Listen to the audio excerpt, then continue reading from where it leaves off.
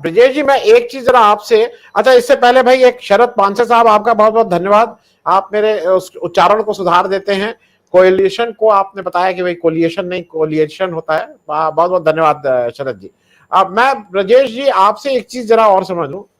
मुझे एक लगता है कि नीतीश जी के पास एक एडेड एडवांटेज भी है कि वो बने हुए बैकवर्ड नहीं है। वो उस बैकवर्ड समाज से आते हैं, कुर्मी समाज से आते हैं जो बैकवर्ड है।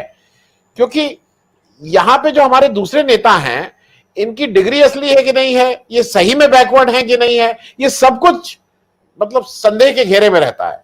नीतीश जी के साथ ये सब दिक्कत नहीं है। एक एक तो प्रश्न मेरा ये है।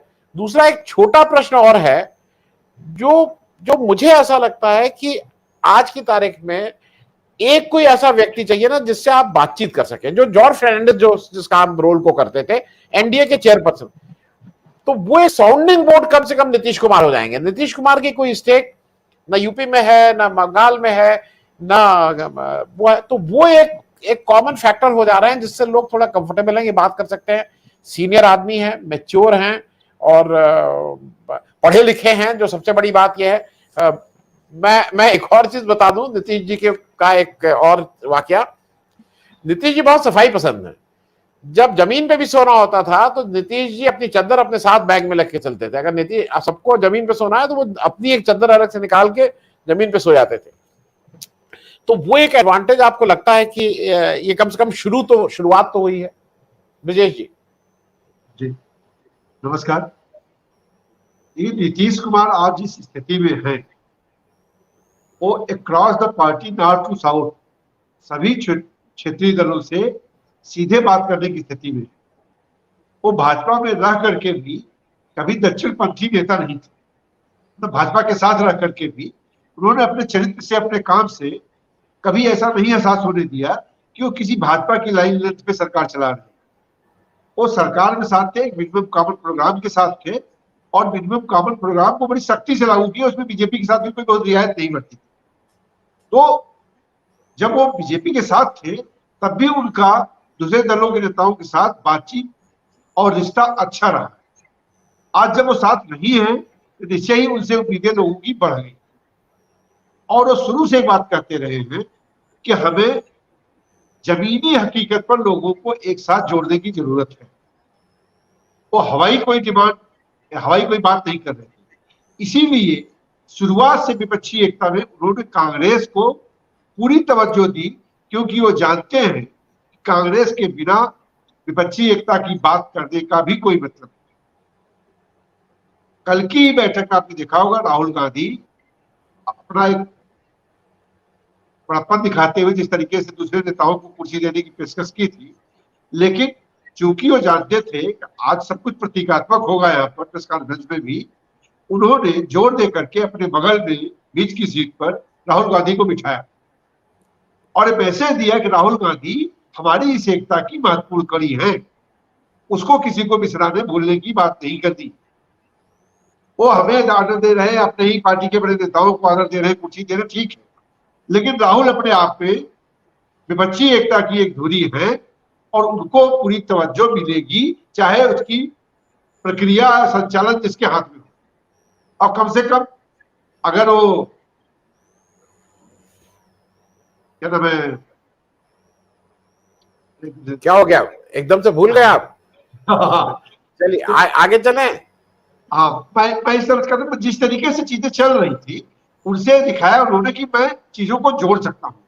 पहले उन्होंने लालू प्रसाद के फैमिली को जिस तरीके से जोड़ा है, आज की डेट में कोई नहीं कर सकता था।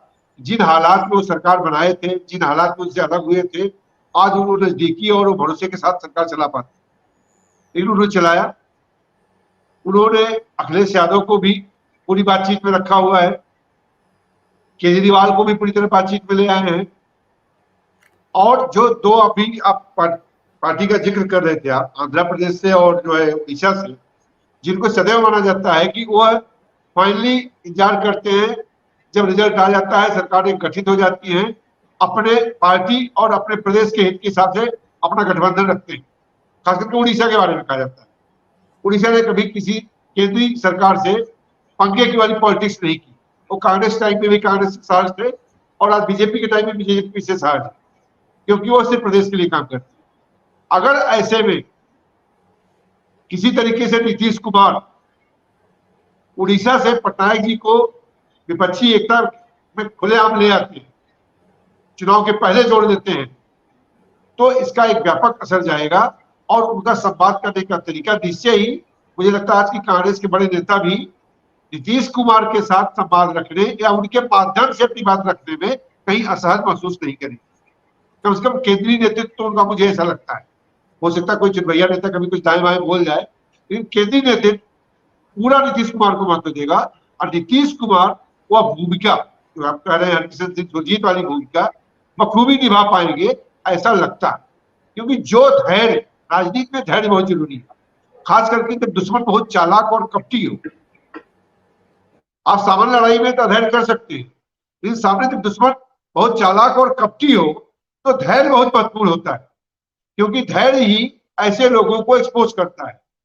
तो जो अमित शाह और मोदी की जोड़ी है, उसको जिस धैर्य से जवाब दे सकते हैं वो यही दे सकते हैं, नीतीश कुमार। और उसके लिए बहुत बढ़िया इस समय मतलब जो है प्रयास शुरू हुआ है, इस प्रयास को आगे ले जाने की पूरी कोशिश सभी दलों को करनी चाहिए। जी, मैं इसलिए, क्योंकि मेरा प्रश्न आपसे और ब्रजेश जी और शिवाजी राय साहब से एक एक मिनट में है।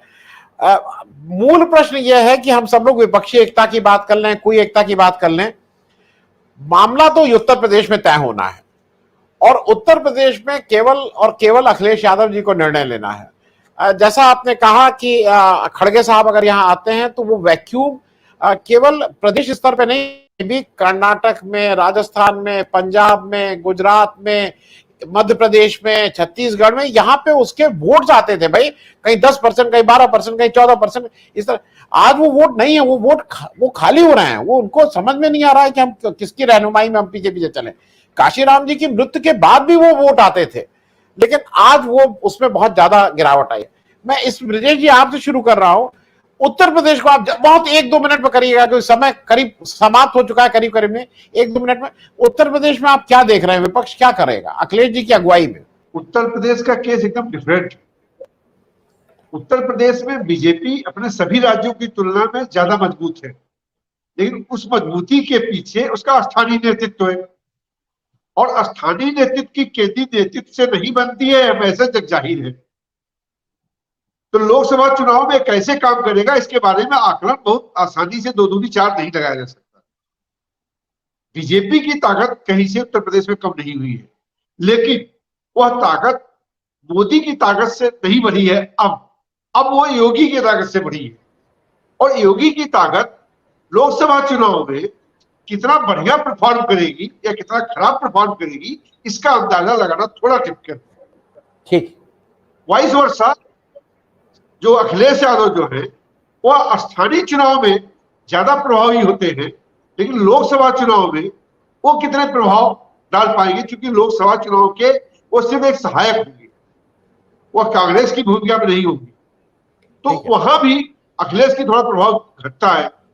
इसलिए बहुत अंदाजा लगाना मुश्किल हो रहा है कि एग्जैक्ट दोनों का रोल कॉम्बिनेशन कहां जाके बनेगा, कॉम्बिनेशन कैसे। जी।